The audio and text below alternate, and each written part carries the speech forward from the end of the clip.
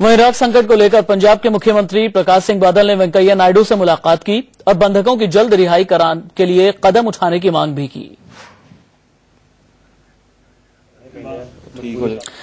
Iraq के Mosul शहर में एक प्रोजेक्ट के लिए काम कर रहे 40 भारतीयों को अगवा कर लिया गया है और उन्हीं के परिजनों की तस्वीरें हम आपको दिखा रहे हैं। आंसुओं का ये सैलाब रुकने का नाम नहीं ले रहा। ये आंखें तरस रही हैं कि हमारे अपने आएंगे। ये आंखें इस बात की उम्मीद में हैं, इस बात की उम्मीद के साथ हर एक लम्हा गुजार रही हैं कि हमारे अपने कभी तो वापस आएंगे। इनका दर्द सुनिए। मेरा बेटा है जितेंद्र से 11 महीने से गया उधर, तो 9-10 महीने काम अच्छा किया है, लेकिन अभी 10-15 दिन से कोई गड़बड़ चल रही है उधर। इसके लिए एतवार तक तो उनको 11 महीने से गया उधर, तो 9-10 महीने काम अच्छा किया है, लेकिन अभी 10-15 दिन से कोई गड़बड़ चल रही है उधर।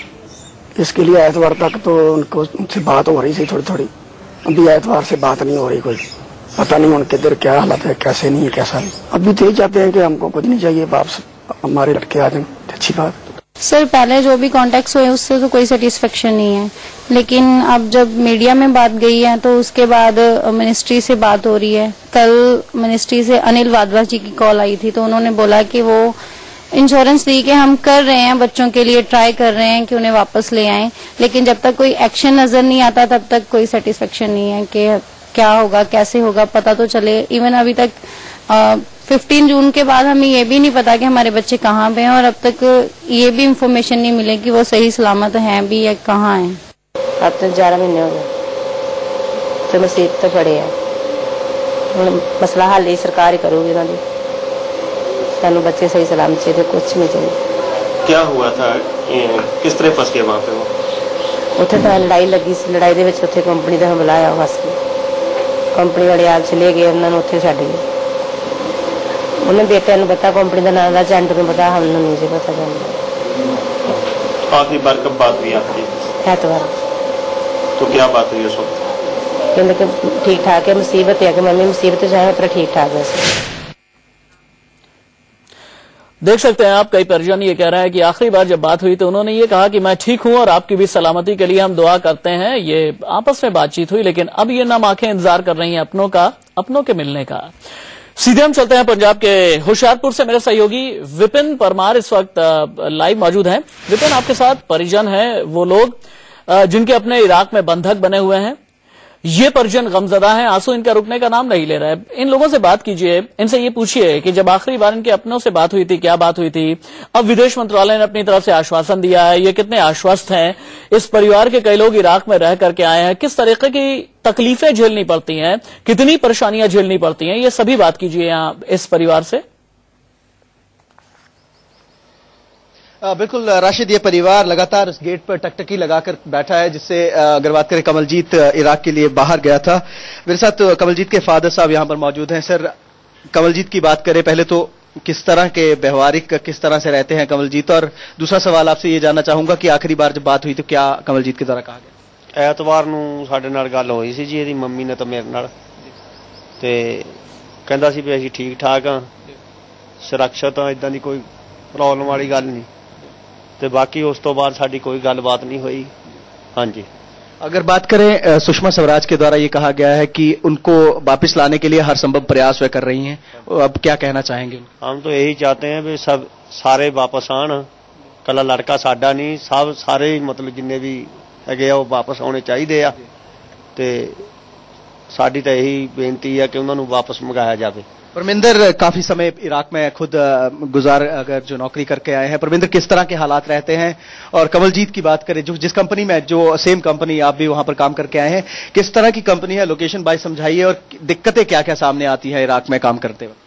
जी फिलहाल तो कंपनी बहुत वधिया सी, ठीक है जी।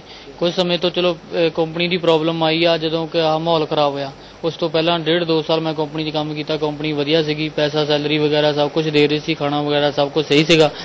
ਤੇ ਹੁਣ ਪ੍ਰੋਬਲਮ ਇਹ ਆ ਗਈ ਆ ਕਿ ਜਿੱਦਾਂ ਆਪਾਂ ਜਿਸ ਦਿਨ ਤੋਂ ਝਗੜਾ ਸ਼ੁਰੂ ਹੋਇਆ ਇਰਾਕ ਦੇ ਵਿੱਚ 11 ਤਰੀਕ ਤੋਂ ਜੀ ਕੰਪਨੀ ਆਪਣੇ ਬੰਦਿਆਂ ਨੂੰ ਜਵਾਬ ਦੇ ਗਈ ਆ ਕਿ ਤੁਸੀਂ ਆਪਣੀਆਂ ਟਿਕਟਾਂ ਵਗੈਰਾ ਕਰਵਾ ਲਓ ਤੇ ਤੁਸੀਂ ਟਿਕਟਾਂ ਤੁਹਾਨੂੰ ਕਰਵਾ ਦਿੰਦੇ, ਤੁਸੀਂ ਇੱਥੋਂ ਜਾ ਸਕਦੇ ਆ।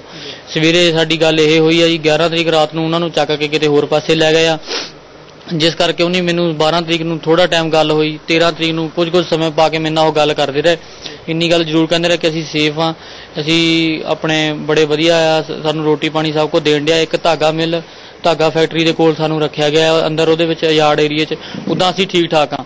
ਉਸ ਤੋਂ ਬਾਅਦ ਸਰ ਫਿਰ ਮੇਰੀ 14 ਤਰੀਕ ਵੀ ਗੱਲ ਹੋਈ, 15 ਤਰੀਕ ਗੱਲ ਹੋਈ, ਤੇ ਉਸ ਤੋਂ ਬਾਅਦ ਉਹਨਾਂ ਨੂੰ 15 ਤਰੀਕ ਨੂੰ ਰਾਤ ਨੂੰ ਕਿਤੇ ਲੈ ਗਏ ਆ, ਤੇ 17 ਤਰੀਕ ਮੁੜ ਕੇ ਮੇਰੀ ਉਹਨਾਂ ਨਾਲ ਗੱਲ ਹੋਈ ਆ ਰਾਤ 2 ਵਜੇ। 17 ਤਰੀਕ ਉਹਨਾਂ ਦਾ ਮੈਨੂੰ ਕਾਲ ਆਇਆ, ਲਾਸਟ ਕਾਲ।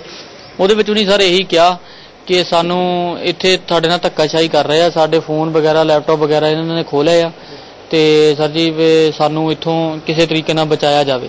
रविंद्र, जब आप जाते हैं इस तरह से एजेंट के माध्यम से जाते हैं, क्या पासपोर्ट्स वगैरह जब्त कर लिए जाते हैं घर वापसी के लिए? जो किसी कुछ इस तरह का भी सुनने में आ रहा है कि पासपोर्ट्स रख लिए जाते हैं। नहीं सर, जाते वक्त कंपनी, जब भी हम लोग जाएंगे तभी कंपनी पासपोर्ट ले लेगी। कोई भी कंपनी है, चाहे ये इराक नहीं, किसी भी कंपनी में जाओगे किसी भी कंट्री में, तो वो सबसे पहले जब जाने के टाइम। कमलजीत का पासपोर्ट क्या, जिस तरह से उन्हें शिफ्ट किया गया था दूसरी किसी उजाड़ जगह पे आप बता रहे हैं, उन्हें रखा गया था दागा फैक्ट्री में, तो क्या पासपोर्ट उन 40 लोगों के दे दिए गए थे कंपनी के द्वारा? सर ये श्योर नहीं हुआ कि पासपोर्ट उन लोगों के पास है, लेकिन ये लोग श्योर ऐसा नहीं हुआ कि पासपोर्ट उन लोगों के पास है, लेकिन ये लोग बता रहे थे कि कंपनी पासपोर्ट इन लोगों को दे रही है। लेकिन अभी तक श्योर कुछ भी नहीं हुआ कि उन लोगों के पास पासपोर्ट है या कंपनी के पास पासपोर्ट है। मैं कंपनी से अभी भी बात कर रहा हूं, लेकिन किसी से भी मेरी बात नहीं हो रही। अगर मेरी किसी से बात होती है तो मैं सबसे पहले न्यूज़ चैनल पर ही देना चाहूँगा कि मैं, अगर मेरी किसी से भी बात होती, क्योंकि आप समझ लो कि 40 जो लोग हैं, 41 लोग के घर वालों पीछे बहुत परेशान है। मैं चाहता हूं कि अगर मेरी किसी से बात होती है तो मैं न्यूज़ चैनल वालों को बताकर उन लोगों को भरोसा दिवा दूं कि ये 40 आदमी अभी सेफ है, लेकिन ऐसी सर कोई भी अभी तक किसी से बात नहीं हुई। तो राशिद अकेली कड़ी है, इराक में खुद काम करके आए हैं और लगातार उन 40 परिवारों के साथ साथ भारत सरकार के साथ संपर्क में है कि अगर इराक में भी इनकी बात होती है तो उन 40 परिवारों को किसी तरह की कोई इन्फॉर्मेशन उनके अगर बच्चों के बारे में, चहेतों के बारे में मिलती है तो ये जल्द से जल्द जो है मीडिया के माध्यम से उसे पहुंचा सके। आप इस परिवार का, यहां से इस घर को दिखाना चाहूंगा आपको मैं कैमरामैन से। यहीं पे कमलजीत जो है 9 महीने पहले इसी घर से निकला था इराक के लिए। 2 छोटे छोटे बच्चे हैं। अगर बात करें माता जी की, लगातार यही उम्मीद उनके द्वारा भी यही जताई जा रही है कि जिस तरह से अब पंजाब सरकार के द्वारा जो एक प्रतिनिधि मंडल साथ में गया है परिवारों को लेकर, वो बात करें, प्रकाश सिंह बादल के द्वारा खुद बात कर ली गई है। मेरे साथ यहां पर उनकी माताजी मौजूद हैं कमल की। मैम, अगर बात करें, सुषमा स्वराज के द्वारा भी थोड़ी देर पहले कहा गया है कि हम प्रयास कर रहे हैं जल्द से जल्द इन 40 परिवारों के बच्चों को वापस घर लाने के लिए। आप क्या कहना चाहेंगे? ਅਸੀਂ ਚਾਹੁੰਦੇ ਹੈਗੇ ਆ ਕਿ ਸਾਡੀ ਇਹੀ ਗੁਜ਼ਾਰਿਸ਼ ਆ ਸਾਰੇ ਮੰਤਰੀਆਂ ਅੱਗੇ ਵੀ ਕਿ ਸਾਡੇ ਜਿਹੜੇ ਬੱਚੇ ਆ ਇਹਨਾਂ ਨੂੰ ਜਲਦ ਤੋਂ ਜਲਦ ਸਾਡੇ ਵਾਪਸ ਇੰਡੀਆ ਭੇਜਿਆ ਜਾਵੇ, ਕਿਉਂਕਿ ਰੋਜੀ ਰੋਟੀ ਕਮਾਉਣ ਦੀ ਖਾਤਰ ਜਾ ਰਹੇ ਆ ਬੱਚੇ, ਪਰ ਅੱਗੇ ਪਤਾ ਨਹੀਂ ਵੀ ਕੀ ਹੋਣਾ ਜਾਂ ਕੀ ਨਹੀਂ। ਅਸੀਂ ਇਹੀ ਚਾਹੁੰਦੇ ਆ ਕਿ ਸਾਡੇ ਜਿਹੜੇ ਬੱਚੇ ਆ ਉਹ ਸਾਨੂੰ ਵਾਪਸ ਭੇਜੇ ਜਾਣ। बिल्कुल, एक अनसर्टेनिटी की बात की जाए राशिद, तो कहीं ना कहीं डर इन परिवारों के दिलों में है। आखिरी बार जब बात हुई थी तो एक होशियारपुर की एक और फैमिली है, उस युवक के द्वारा ये कहा गया कि बच्चों का ख्याल रखना।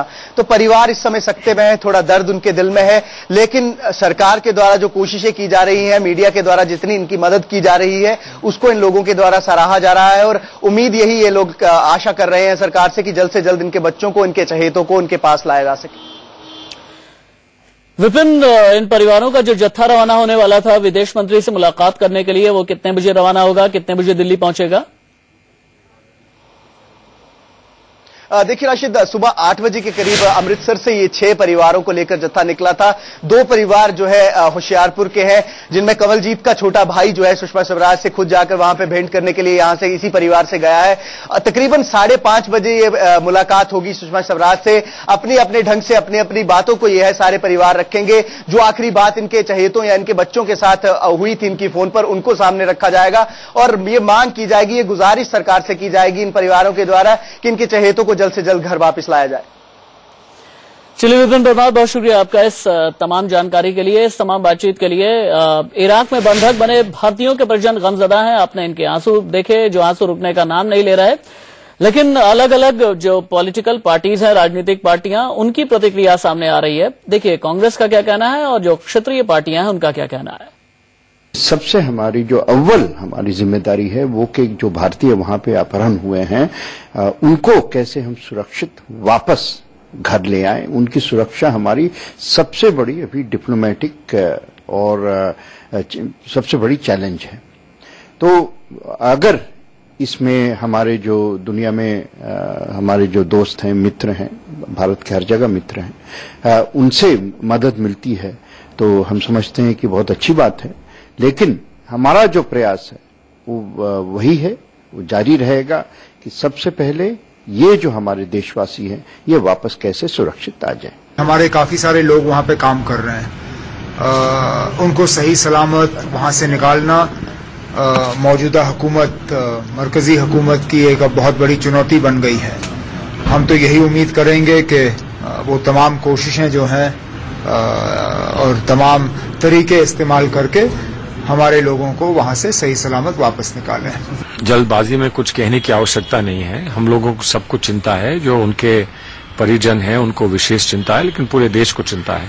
मैं समझता हूं इस वक्त पूरे देश में एक ही ध्वनि और एक ही भाषा से हमको उन लोगों का मनोबल बढ़ाए रखना चाहिए जो लोग वहां घिरे हैं, वो कैदी हैं या नहीं हैं, घिरे हैं, वहां से निकल नहीं पा रहे, और इराक की सरकार जिनका व्यवहार हमारे साथ हमेशा बहुत अच्छा रहा है, उनके साथ संपर्क बना के रखना चाहिए ताकि जल्द से जल्द हम इन लोगों को वहां से सुरक्षित वापस ला सकें।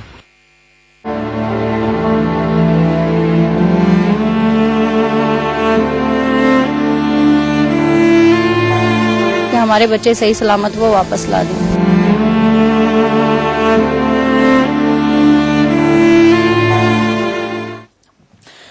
इराक के मोसुल शहर में 40 भारतीय फंसे हुए हैं और पूरा हिंदुस्तान इस वक्त गमजदा है इन लोगों को लेकर के। ये उम्मीद पाले हुए है कि जल्द से जल्द ये लोग लौट करके आए। पंजाब की खबर हमने आपको ब्रेक पर जाने से पहले दिखाई थी। सीधे आपको लखनऊ लिए चलते हैं। आबिद बाकरी हमारे साथ इस वक्त मौजूद हैं। एक ऐसी शख्सियत है जो इराक से लौट करके आए हैं। इन्होंने भी इराक में काम किया है। आबिद, इराक में कहाँ काम किया आपने? जी, मैं इराक में काम नहीं किया है। दरअसल मैं वहां पे पिलग्रिमेज के लिए गया हुआ था, तो काफी दिन वहां रुका। कहाँ रुके थे आप? मैं करबला में गया, नजफ गया और उसके बाद आपके बगदाद से होता हुआ फिर ईरान के थ्रू इंडिया आया।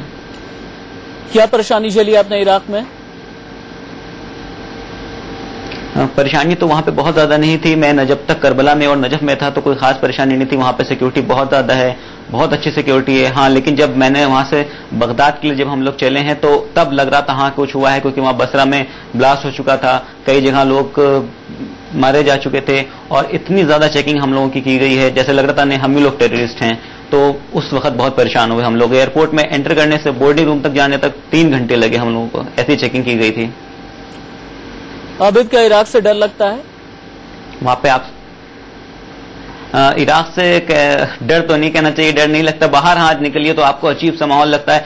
आप इनर एरियाज में रहिए, करबला के अंदर रहिए, नजफ के अंदर रहिए तो कोई परेशानी नहीं। आपको वहां मार्केट्स हैं, शॉप्स हैं, सब खुली रहती हैं, कोई ऐसा नहीं लगता है। हाँ, अभी जो पब्लिक ने जो है अब जब हथियार उठाए हैं और उसके बाद जो है मोर देन 2 मिलियन वॉलंटियर्स वहां पर जमा हुए, पब्लिक सड़क पर जब हथियार लेके आती है तो अजीब सा लगता है कि हाँ कैसा माहौल दहशत का है। लेकिन अब शिया कम्युनिटी, मैं शिया हूं, पिलग्रिमेज की जाता हूं, तो वहां हमारे जो है धार्मिक स्थल ऐसे हैं, तो धार्मिक स्थल की सबसे ज्यादा चिंता हम लोगों को रहती है। इसलिए परेशान तो इसलिए रहते हैं हम शिया कि धार्मिक स्थल है, उनका क्या होगा। ऑल ओवर वर्ल्ड में शिया इसलिए परेशान है। मुझे उन जगहों के बारे में बताइए। तिकरीत हो गया जहां पर 46 भारतीय नर्सों के फंसे होने की खबर आ रही है।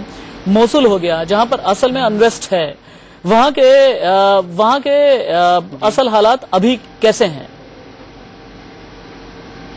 अभी मैंने बात करी मौसूल के बारे में, तो मौसूल में अभी इस टाइम इराक ने बहुत बड़े लेवल पे जो है इन्वेजन, मतलब कि इराकी आर्मी ने गई है और वहां पे उसके ऊपर कंट्रोल करने के लिए उन्होंने बहुत बड़ा एक अपना प्लान तैयार करके गए हैं और जल्दी ही उम्मीद यह है कि कल तक वो उसको अपने अंडर में ले लेंगे मौसूल को। तो मौसूल में जो भारतीय हैं हमारे, उनके लिए बहुत अच्छी खबर है और वो वहां से जो है कल तक शायद निकाल के उनको भेज दिया जाए। जो बच्चे मतलब के हैं जो कैप्चर नहीं किए गए उनको बगदाद एयरपोर्ट पर भेज दिया जाएगा कल तक। जो मेरे तक खबर आई है वो ये है। चलिए ठीक है, बहुत शुक्रिया आपका हमसे बात करने के लिए। आबिद बाकरी हमारे साथ मौजूद है, इराक से लौट करके आए।